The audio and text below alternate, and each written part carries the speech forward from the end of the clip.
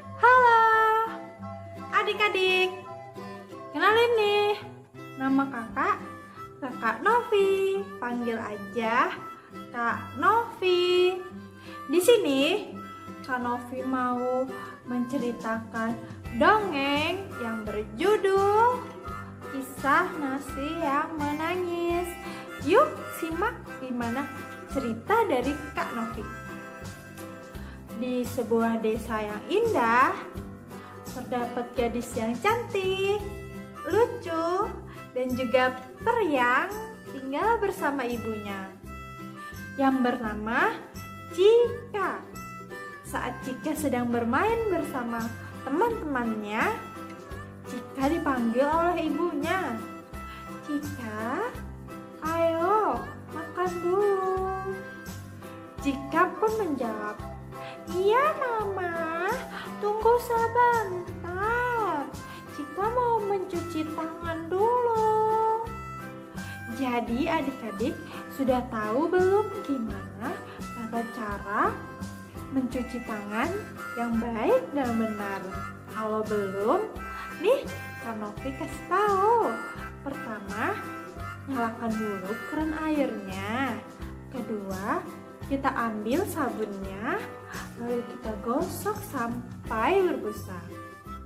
Lalu tidak lupa di punggung tangan, sela-sela jari seperti ini. Lalu ujung kuku, ibu jari, pergelangan tangan, dan yang terakhir kita bilas sampai bersih. Nah, itu tata cara mencuci tangan yang baik dan benar. Setelah mencuci tangan, Cika menghampiri ibunya yang berada di dapur. Cika pun bertanya, Ibu lagi masak apa? Ibunya menjawab, Ibu masak makanan kesukaan Cika. Asik! Sepertinya enak, sudah tak sabar Cika ingin merasakannya. Setelah itu, sebelum makan, Cika tidak lupa berdoa terlebih dahulu. Setelah berdoa, Cika melahap makanan kesukaannya. Dan seperti biasa, ibunya selalu berkata, ayo Cika, habiskan nasinya. Tidak baik loh membuang-buang makanan terus. Jadi, Cika termasuk anak yang sering sekali tidak menghabiskan makanannya.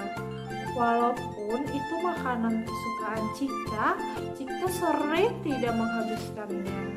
Dan ibunya terus membujuk Cika untuk menghabiskan makanannya.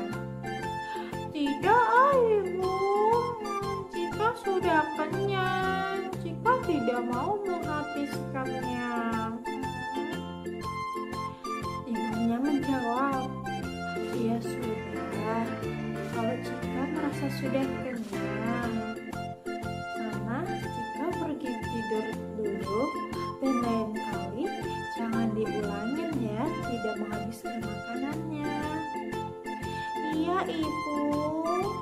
Setelah makan, Cika pergi tidur di kamarnya, ditemani oleh boneka-boneka kesayangan Cika.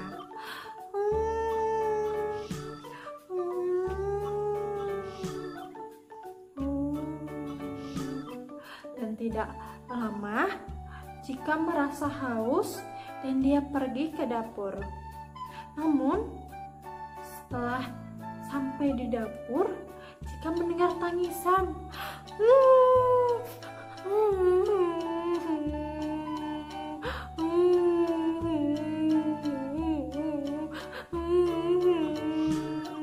Cika pun terheran-heran. Aku seperti mendengar suara tangisan. Tapi di mana ya? Cika terus mencarinya. Kamu jahat, Cika. Kamu jahat. Kenapa kenapa kamu membuang aku? Kamu selalu tidak menghabiskan aku.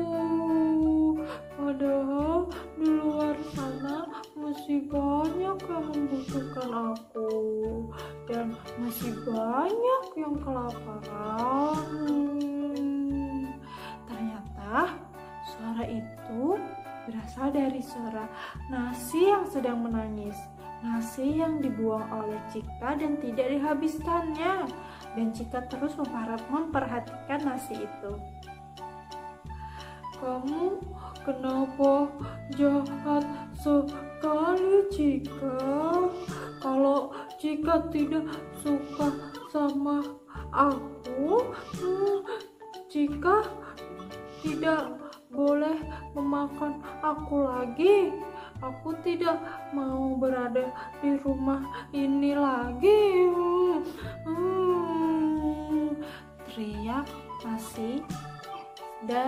Teriak Nasi sangat kesal dan dia terus menangis karena sedih juga. Cika pun langsung meminta maaf dan menghampiri Nasi tersebut karena Cika berpikir bagaimana kalau di rumahnya tidak ada nasi. Dia pasti akan merasa kesusahan, menderita, dan merasa lapar. Aku minta maaf. Aku sudah membuang kamu. Aku selalu tidak menghabiskan kamu, Nasi. Cika minta maaf, padahal Cika sudah selalu salah sama Nasi. Padahal Nasi sudah baik sama Cika. Nasi sudah memberi Cika energi, sudah memberi Cika tumbuh dan berkembang sampai sekarang. Tapi Cika selalu jahat sama Nasi. Cika selalu membuang-buang Nasi. Cika minta maaf. Baiklah Cika, jika kamu meminta maaf ya dengan tulus, aku akan memaafkanmu. Tapi kamu harus berjanji untuk selalu menghabiskan makanan kamu dan tidak boleh membuangnya lagi karena masih banyak yang membutuhkan aku. Sejak saat itu, Cika selalu menghabiskan nasinya karena Cika dan Nasi telah membuat kesepakatan dan Cika berjanji untuk selalu menghabiskan nasinya dan tidak lagi membuang-buang makanan.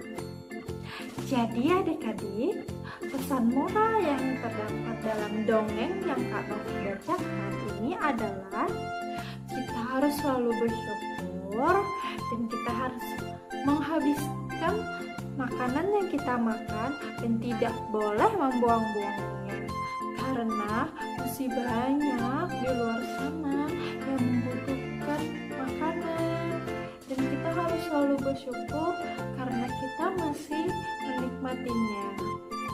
Oke adik-adik, sekian dongeng dari Kak Novi.